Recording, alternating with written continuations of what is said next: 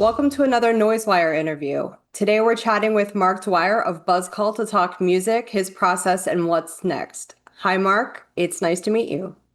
Hey, you too, Erin. You said that when you started producing music, you didn't intend for other people to hear it. But now that you've been doing it for years and you've performed extensively, do you remember the point when you thought, okay, not only do I want people to hear this, but I'm ready to make this a major part of my identity? Even after doing it for so long, it gets the thought of like releasing new stuff to an audience is still just as difficult as it was the first time. Although the first time for anyone, it's terrifying because it's like you're sharing a lot.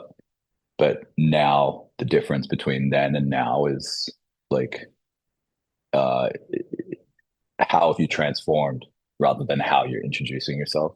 And both equally scary, but also delivering it as an identity, I think is a thing that occurs over time as well.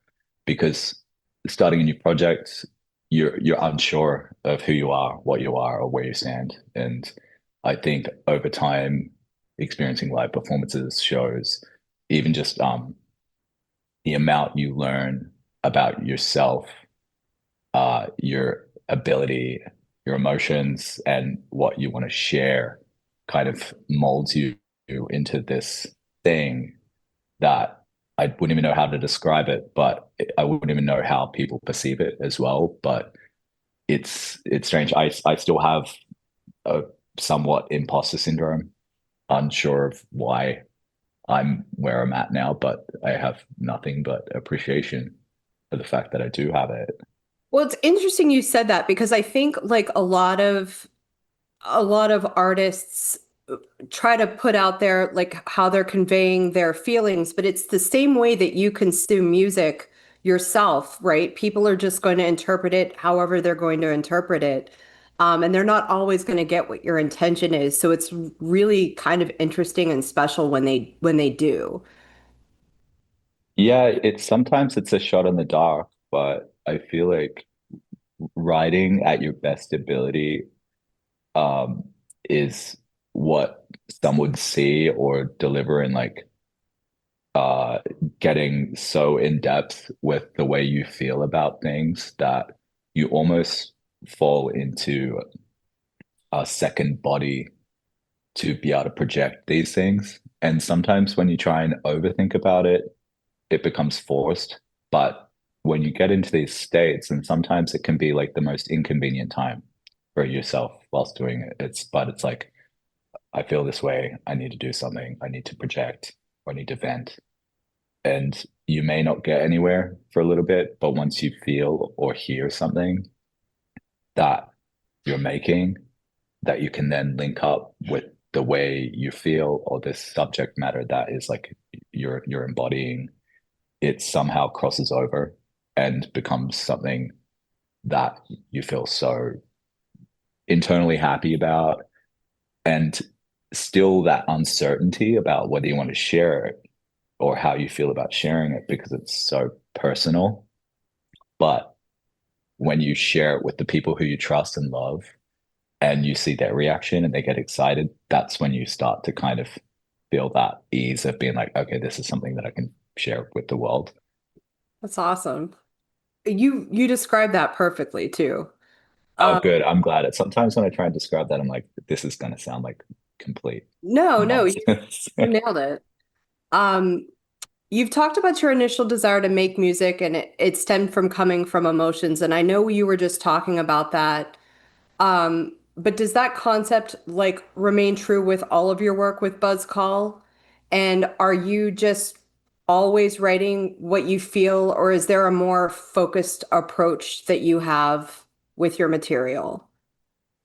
I try and take notes of one-liners, whether it be in any type of media, like film, television, books, articles, and things that I read and I resonate with that it could even be something as like a couple of words that visually look appealing. And then when you say it in your head, you're like, oh, that can fit so well with this kind of delivery. And then sometimes you can Frankenstein it and adjust it to suit a chorus line, a verse line, a hook, but also relate that within the story that will be based off a memory, a dream, a feeling, or an interaction with someone. But I I personally am someone who bottles up a lot of stuff. I don't like conflict, one-on-one conflict, and even if I do get near something like that, I'll embody it.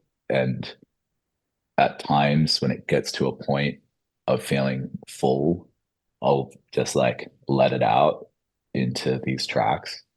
And there's also times where awful things happen, like terrible things happen. Like even last year was a rough year. And the way I embodied that was I toured almost the entire year just to feel nothing, to forget. And even now, I'm like, I would love to be able to project a lot of the stuff that I went through and felt last year, but some things are just too difficult and too sensitive and too close to home to be able to put into this work to either believe in it yourself or for other people to believe in it. And I don't know whether it's like also another heightened thing that comes across as terrifying. Because obviously there will be people in your life and your world that are aware of these things and these subjects. And I think that's the scariest thing is like bringing things that are super close to home that you have shared with other people and being like, this is about that, but it's almost like you have to put a vague cloak over it to make it more personalized to you and less direct to those people in your circle. I could imagine like even doing an interview like this, if you put yourself out there too much, you would get like really grossly personal like questions asked to you that would make you feel uncomfortable just because you put yourself out there so much. So I kind of know what you mean. You have to, I guess, not be super obvious about what you're saying, but still project like what you're feeling into it. And I'm also a fan of your music, so um, yeah, that's that's really cool. Chris has questions that he wants to ask me about some tech stuff because he's really interested in that. That's our webmaster. Do you Sure. mind obliging him a little bit? No, no, not at all. He wants to know, he said that you came into Buzz Kull with little knowledge of how to produce a record. And he wants to know about musicianship. Did you play instruments earlier in your life, or did you have to learn the basic mechanics of playing instruments as well? I, when I was younger, I kind of fought to get, uh, I guess, access to lessons and enter my interests within the realm of learning an instrument or playing music. And I came from a very heavily working class family and background, and their whole outlook on uh I guess growing up throughout like especially teen years into young adult years was more based along the lines of your things can be sports or focusing on a typical line of study. Like they always had this idea of these classic high paid jobs that were setting yourself up for a life of comfort, um, or a career. And none of those ever fell into my line of interest at all. And also the same way I felt about school too. Like even with school, I didn't study music because I feel like it was that upbringing was embodied in me, and it kind of deterred me away from even going behind my parents' back and learning music in school, which I'm kind of grateful for because I feel like that may have took me down a path of being more uh like being taught the right way, which takes you down the safe way, and not being able to have that part of your mind of experimenting with whatever is in front of you. It's like trying to use someone else's guide. So I, yeah, I like didn't really get into it until when I finished high school. Um, I feel like this is a lot of people's like background, especially in this world of like electronic music and synthesizers. I finished high school and basically got a credit card, and I was like, okay, I want to start buying some of these weird synthesizers I keep seeing popping up on eBay. And that was like the hotspot to find some really great gear. It was still cheap. What was your first one?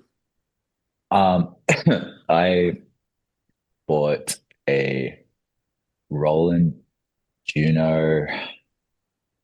What model was it?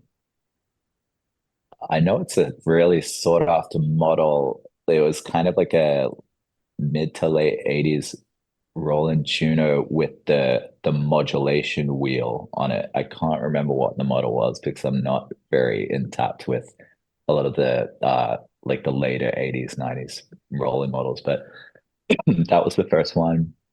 And then I think I bought a drum machine, like a really shitty Roland drum machine.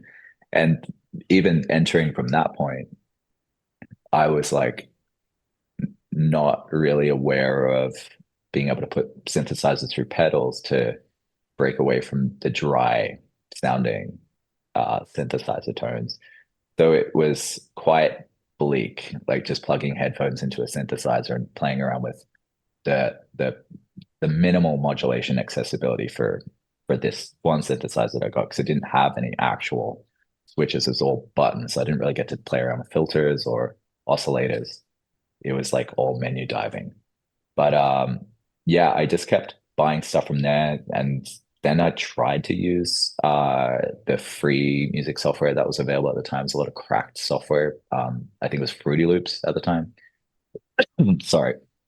And yeah, I that was like my first point of like experimenting with it and trying it out. And then I kind of gave up for a while. And then when I hit the age of like 19, 20, I think I picked them back up again and then started teaching myself how to use the Apple software that came out, which I think was everyone's kind of gateway to learning music software properly because it was so user friendly with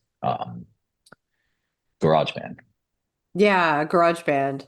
I think GarageBand just came standard with everything and it was free, right? So Totally.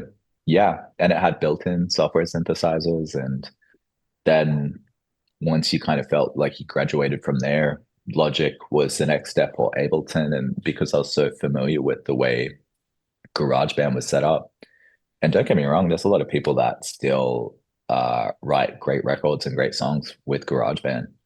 Like it still has everything there you need to make these sounds and create these songs. It's just probably lesser potential of going more into a deep dive of these like production elements to it, but still has everything there that you need. I have a Moog app on my phone that I play with. Not a lot, but I'll play with it every once in a while. And it can do a lot. It's really fun to play with. It's cool. It's Yeah, something you could maybe download and play with when you're stuck in airports or something. yeah. I've heard a lot of people that use that same app as well. Actually, uh, I met a guy on one US tour who we stayed with in Utah, Jacob, and he was only just kind of getting into making music and he had that same app. But what he was doing was he was on his work breaks, he was a rigger for like a lot of staging and lighting companies. On his work breaks, he would like sit in the car and write these songs with the Moog app. And I think I guess it was like the Logic or GarageBand that he had on his phone. And some of it was really cool. It's like, have you just been sitting in your car making these tracks? And he's like, yeah. I was like, sounds great. I was really impressed.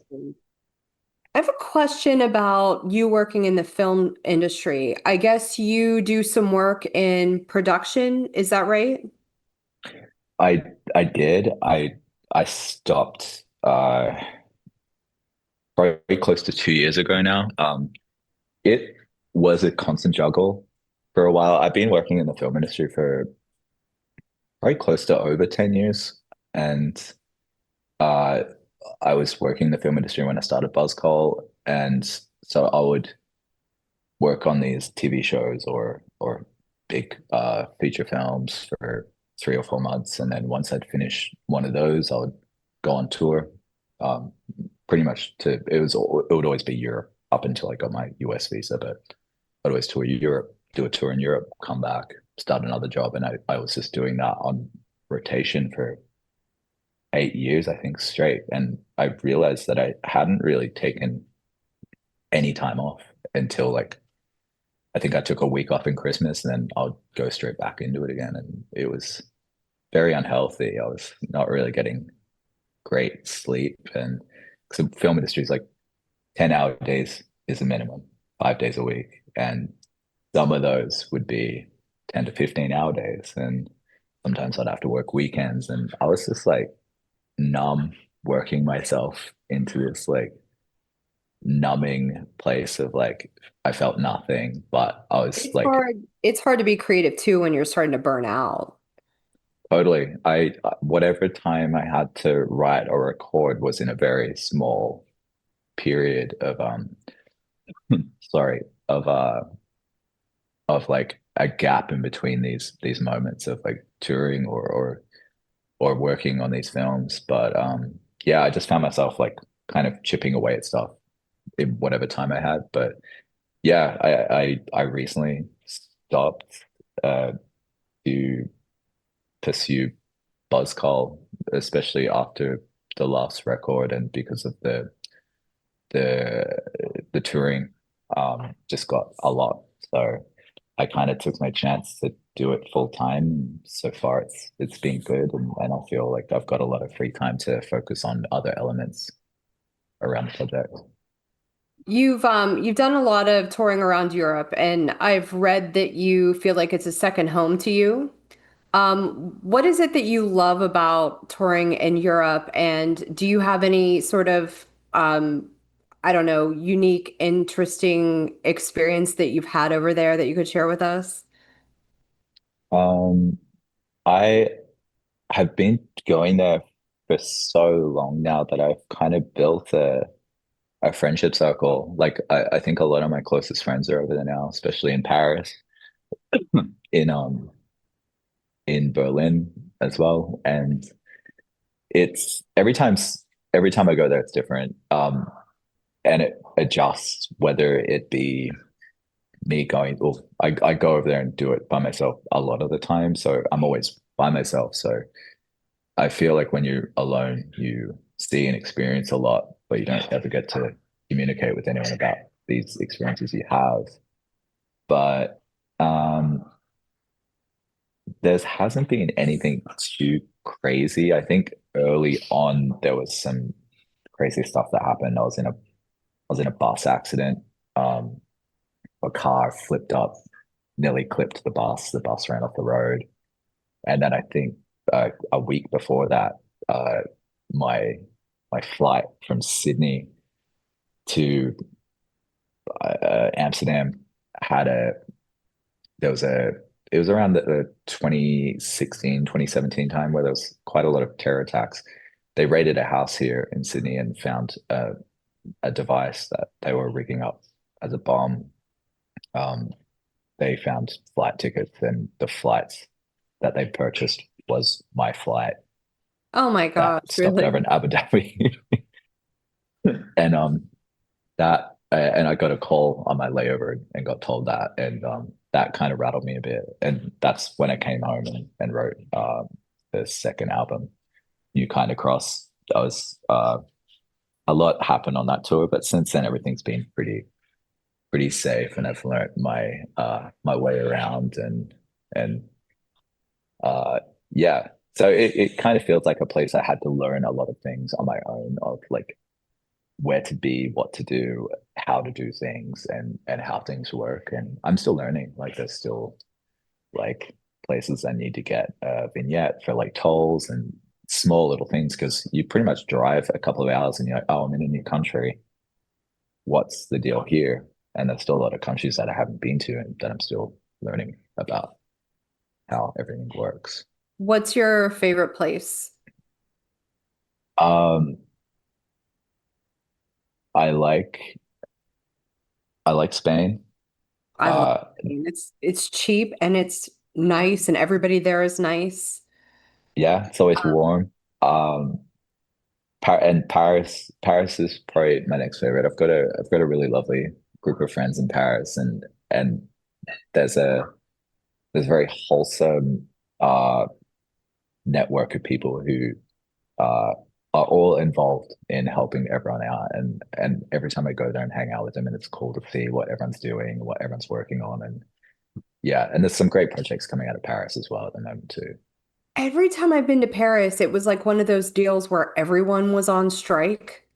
So like all the garbage men were Transport. on strike. Yeah, and all the transport people were on strike at the same time. So it's all when I've been there, it's always been a hot mess. And I'm like, I don't like it here. But everybody else seems to really love it and have a great time there. So I want to keep trying to love it, but I just haven't gotten there yet. Yeah, I feel like that's a universal thing now. Like I do understand and have experienced that in France as well, but I feel like Italy is similar. Italian trains are always on strike, and then you'll also ride the German trains, and people will complain about, oh, German trains are always late, delayed, cancelled, and so on. And yeah, they haven't really perfected a lot of uh, elements of transportation or structure, but once you kind of understand the times where these things occur and happen, you're like, okay, I can work around this. And if that's going to happen, I'll find another way. But again, it's like one of those things you have to learn as you experience them or have these things happen. Like the transportation issues are always a thing. Your live shows, so they're known for being really energetic, sometimes frenetic, and I'm wondering if you could talk to us a little bit about what goes into the planning behind your live shows. Because it's one person, um, sometimes there's a lot of space to fill out. Uh, so I've seen a lot of solo projects and they rely more on the sonic value of the performance to kind of en engage people. But I find when I see shows, I do like uh, the chaos in motion with the sonic element of the music. So I I figured I want to put more energy into the shows and cover more space and use the space that I have to be able to fulfill the role of a full band and not feel like, oh, I'm going to be one person performing, but there's everyone staring at me and you're only going to get a motionless performance. I'm like, that's not fair. So I'd rather put energy into the show and kind of deliver uh, more of a not acrobatic, but just more movement with the music and the intensity of the music. Plus, it kind of gives it the energy it deserves because a lot of the music that I'm playing now and the delivery is a lot more intense in the live performance than it is on the recording. But I also don't want it to be the sound the same as a recording because I personally would rather go see a show and be like, oh, it sounds so much different to the recording, but it's nice to see it in a different format than going home and playing it. You recorded an album with Morgan Wright under the name DSM-5 in 2019 that was eventually released in 2023.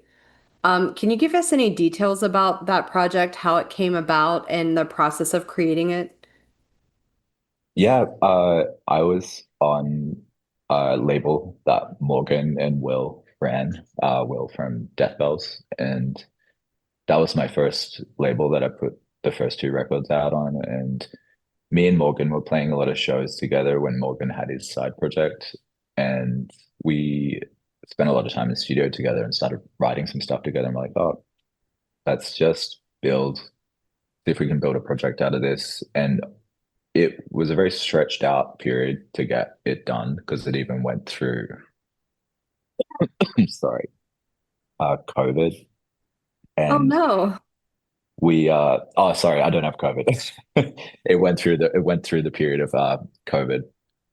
And it what I think we got a few tracks done. We did an A B-side split, which came out on tape, and I'm like, let's try and get a record done. We wrote a record, but tried to finish it throughout COVID. And then once the COVID period softened up and we could travel interstate here in Australia, I made my way to Melbourne and sat in the studio and wrapped up the record with Morgan. And I didn't really know what to expect with it because I was just talking to someone about this the other day. It's really hard for new projects to get off the ground because of the way online media is with capping how much people see, especially if it's a new account, a new project. It's difficult, and I feel for new projects that start out because I did notice it a lot with that project, more so based on the fact that a lot I've been to shows and someone has played a DSMB track at the show, and I'm like, oh, thanks for playing the DSMB track. And they're like, wait, are you in DSMB? I'm like, yeah, that's another project I did, Oh, you call it and a lot of DSMV. I people. called it DSM-5. I thought the V was a Roman. Oh yeah, it technically is, but we yeah, either is Okay. fine. But yeah, it was a stretched out project, but a lot of people really liked that record, and I like that record as well. That was a really strange time in my life where I was feeling not associated with COVID in any way whatsoever, but I felt a bit empty and I felt a bit rock bottom because I didn't know what was really going to happen. I detached from working on any Buzz Kull stuff for like a year and a half, and I felt like I'd lost my direction. So I picked up all these other hobbies in between. Like I was fishing a lot, and that became my therapy throughout that period. So I bought like kayaks and I was like going out and kayaking and fishing every day. And that kind of was my break away from music. But I was still kind of working on DSMB stuff and but didn't touch Buzz Kull stuff for a very long time up until like I wrote Fascination, which I didn't think was even gonna do well either. I was very detached from that process and I thought it was gonna be the ending of the project. So I have a question about the single that you have, Darkness, namely because it's a Human League cover, and that I couldn't imagine trying to tackle that vocal range. That would absolutely petrify me. So I'm wondering what motivated you to choose that song for that release. I got sent a list for these like Cleopatra releases. I always get sent a list of songs, and usually from the list there's a lot of stuff on it that I'd never imagine covering or engaging with. And so the ones that I've done in the past have always been very curveball ones. Like I did an Earl Haggard like country song. Um, I did Truly Madly Deeply by this Australian band. I'm having a mental blank. But then this was the first one, Savage Garden. Truly Madly Deeply by Savage Garden. And this one was the first time that I was like, oh, there's a track on there that uh I resonates with me, and I because it's a minimal synthy track. I think this should be easy to tackle. So I chose it out of what I assumed would have been simple. It was very far from that. It was so difficult. Even like the key changes in the track, I was like, I don't know if I'm going to be able to do this. And I actually like almost gave up on it. I was like, this isn't working for me. And it took me a very long time to kind of wrap my head around making this track in a version that isn't going to be karaoke because there's no way I could have got close to that vocal range or I just didn't like the idea of like doing covers where it's like cosplay, karaoke, coded delivery. So yeah, it took a while to reformat that to to make it my own, and I still wasn't feeling very confident about what I had done and what I had made, but the response seems to be really positive, so I was quite surprised. It's good. I listened to it. I really liked it. But when I was reading about stuff and preparing for this interview, I was talking to Chris, the webmaster, about this a little bit, and we were both like so intimidated by the Human League just because of the vocals, the vocal range. I'm like, I don't know what you would do except maybe try to just sound completely different and make it your own, and this is the way I'm doing it. Otherwise, your voice probably just won't measure up. Did you get a new Yeah, kind of respect for the Human League after trying that and seeing like the musicianship that's involved even in like, the synths and everything else? totally. Yeah. Like not many people could deliver the theatrical like delivery within that track. Unless like I feel like the only person that could really like nail that is someone who's trained in theater.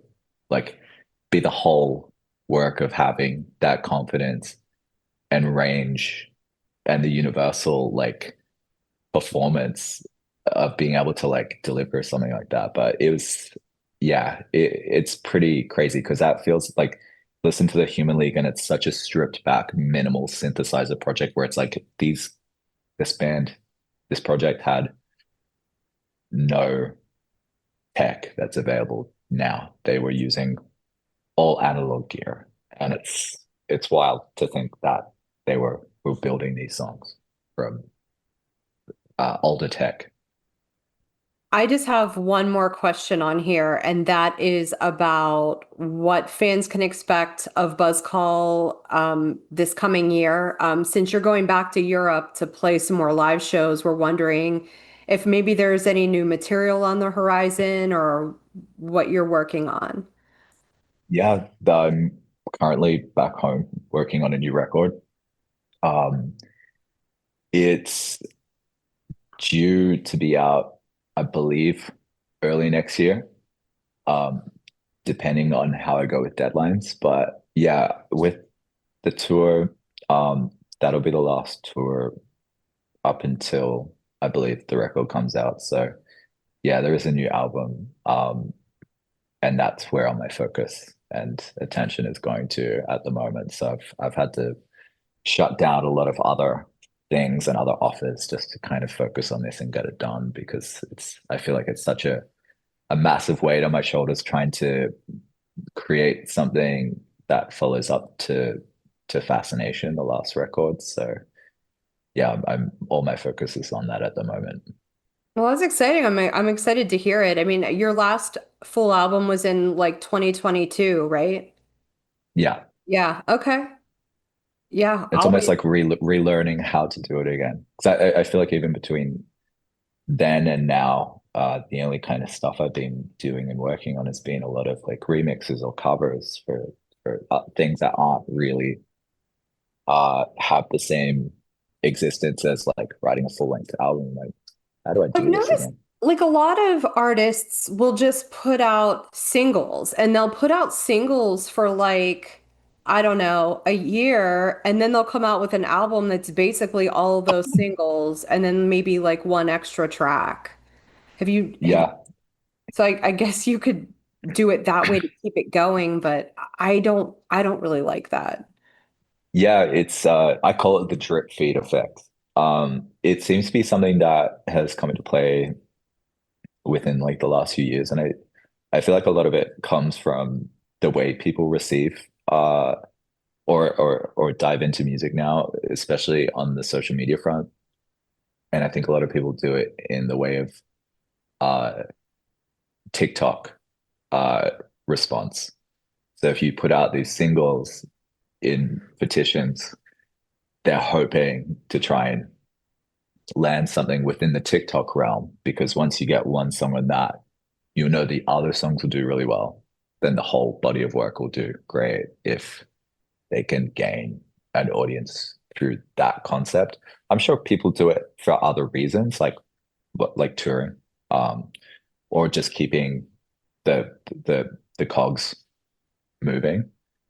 But yeah, there's like concepts around that, marketing concepts around that. But I don't mind it in the way it's like doing it 3 or 4 singles and then the album, because then it doesn't destroy the surprise or the package of like what else is on this album. When you're doing it, like releasing the whole album in petitions and be like, oh, by the way, here's this whole body of work which has all the songs It's like, that here's I've the box set just of my singles from the last year. yeah, yeah, exactly. So it's no fun for the listener and probably the person like releasing the work as well. Like I'm sure there's probably like 1 or 2 songs, but it's kind of nice like getting like a whole body of work and being like, what else is on this?